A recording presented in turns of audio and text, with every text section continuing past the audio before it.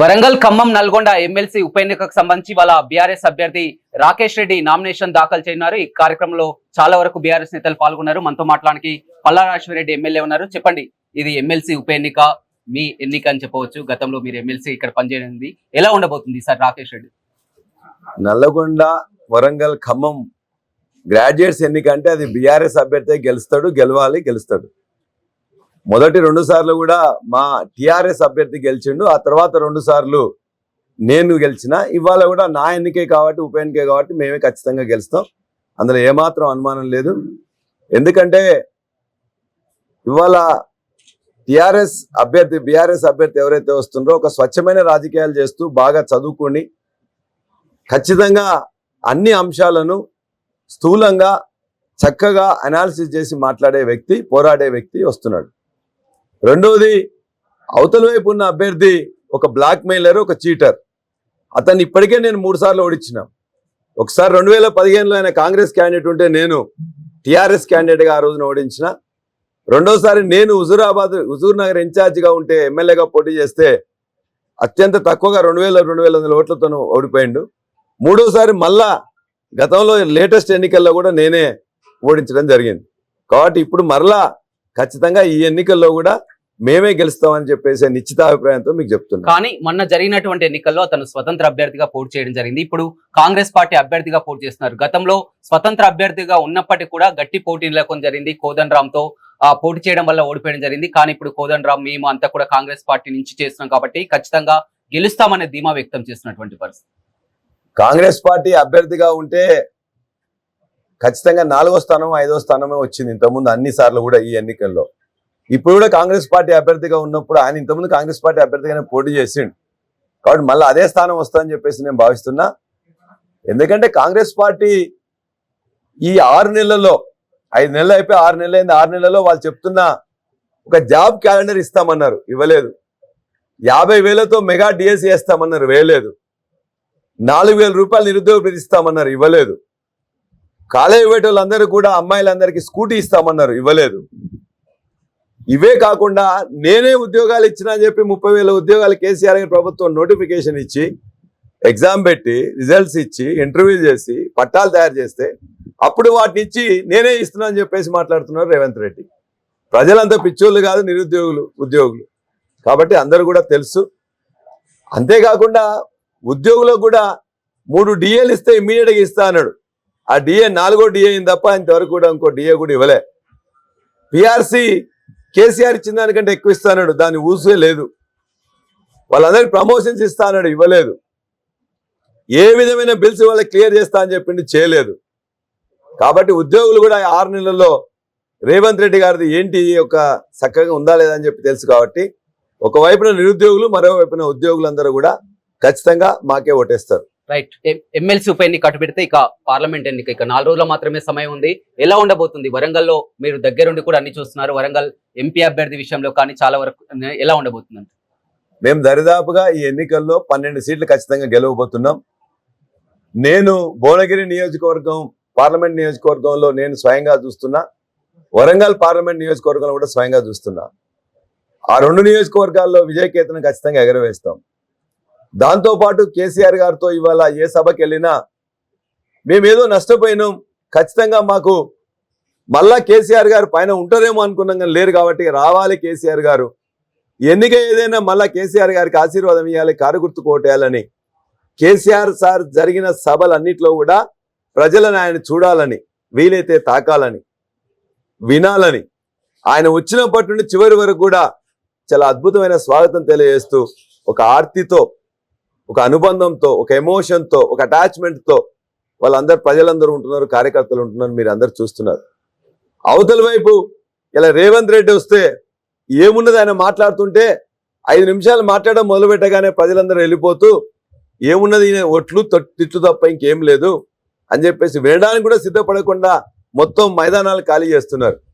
ఇవాళ రోడ్డు మీద కానీ మీటింగ్ కానీ పబ్లిక్ మీటింగ్ కానీ ఏదైతే కేసీఆర్కి వస్తున్న ఆదరణ, వారికి లేని నిరాదరణ 2 చూసుకున్నట్లయితే ఈ ఎన్నికల్లో ఎవరు ఏది చెప్పినా కానీ సీఎం 12 రేవంత్ సీట్లు రెడ్డి గెలుస్తాం. కానీ సీఎం రేవంత్ రెడ్డి చెప్తున్నటువంటి ప్రకారం ఇచ్చిన హామీలన్నీ కూడా ఒక్కొక్కటి కూడా నెరవేర్చుకుంటూ వస్తున్నాం.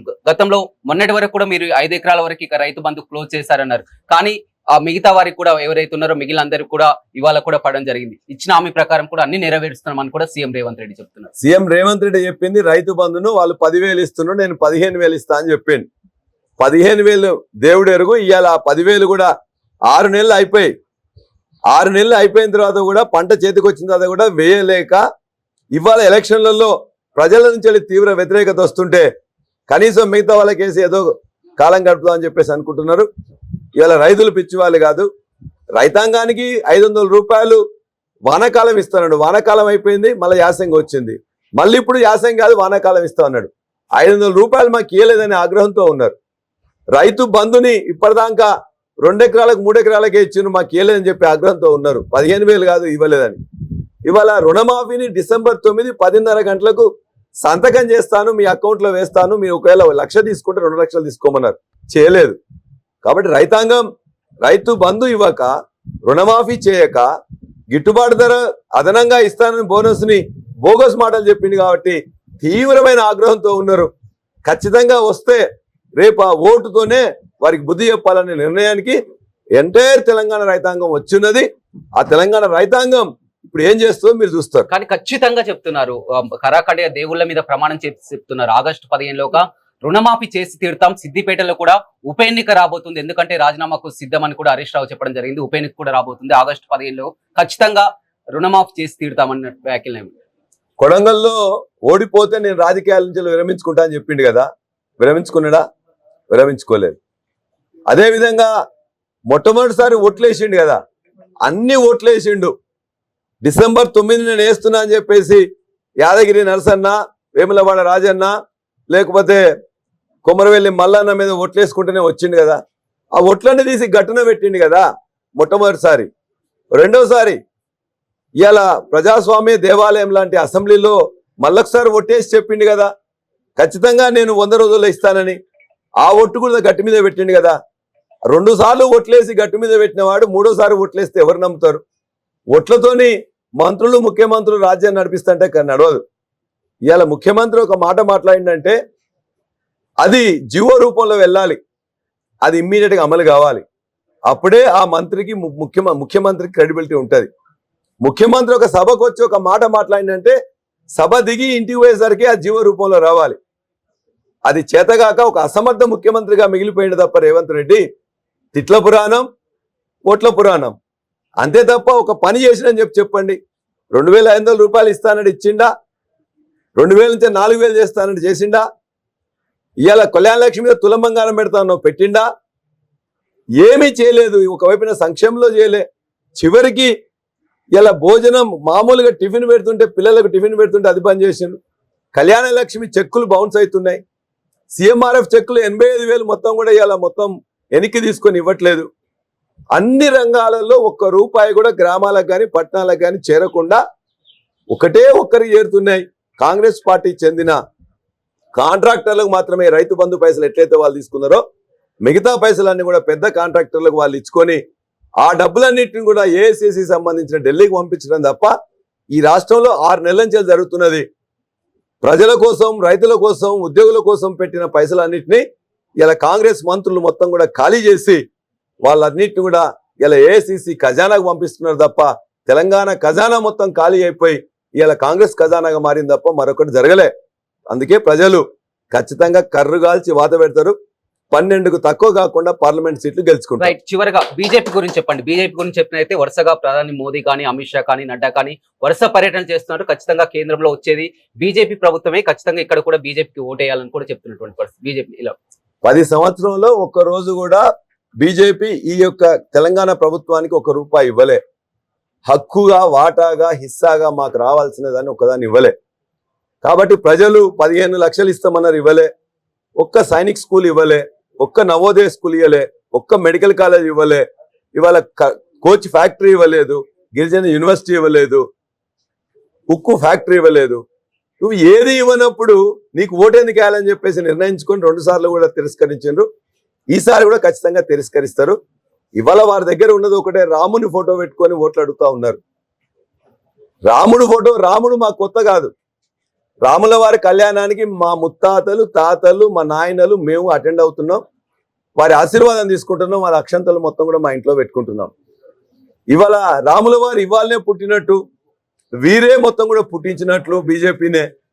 40 ఏళ్ల నుంచి వెళ్ళి బీజేపీ పుట్టింది, వారు త్రేతాయుగంలో పుట్టిండ్రు. మరి వారికి ఇదేదో కొత్తగా రాముల వారు ఇక్కడ నడవదు. ఇంకో రాష్ట్రంలో నడుస్తుంది, కానీ రాముల వారు మాకు భద్రాచలంలో ఉన్నారు. మాకు ఇక్కడ నల్గొండలో ఉన్న ఏ ఊర్లో కూడా, మా మొత్తం తెలంగాణలో ఏ ఊర్లో పోయినా కూడా రాముల వారి ఆలయం ఉంటుంది. మా ఇంట్లో రాముల వారి పటం ఉంటుంది. ఇవాళ కాదు, మా తాతలు ముత్తాతల నుంచి రాముల వారి పేరుతో ఓట్లు కావాలంటే ఓట్లు రావు. నువ్వు ఏమి పని చేసినావు, మాకేమన్నా ఉన్నత విద్యా సంస్థలు ఇచ్చినవా, మా యొక్క బతుకులు బాగా చేయడానికి సంక్షేమ రంగంలో నువ్వేమన్నా ఇచ్చినవా? మేము ఇలా తెలంగాణగా ఇతర రాష్ట్రాలను బతికిస్తున్నాం. మాకెవ్వడు ఏమి ఇయ్యట్లే. భారతదేశంలో వృద్ధి రేటులో, జిఎస్డిపిలో, జీడిపిలో, పర్ క్యాపిటల్ ఇన్కంలో నెంబర్ 1గా చేసుకొని ఇలా మేము ఇతరులకు పెడుతున్నాం తప్ప మేము ఎవరి దగ్గర అడుకోవట్లే. ఇతర బిచ్చగాలైన ఇతర రాష్ట్రాలకు మేము సహాయం చేస్తున్నాం తప్ప మాకు సహాయం చేస్తున్నాడు ఎవరు లేడు. కాబట్టి వాళ్ళకు ఓట్లు వేస్తారని చెప్పేసి అనుకుంటే అది అసంభవం. ఎట్టి పరిస్థితుల్లో ఇక్కడ 3వ స్థానం తప్ప ఒక్క సీటు కూడా రాదని వాళ్ళు చెప్తున్నా, రాసి పెట్టుకోండి.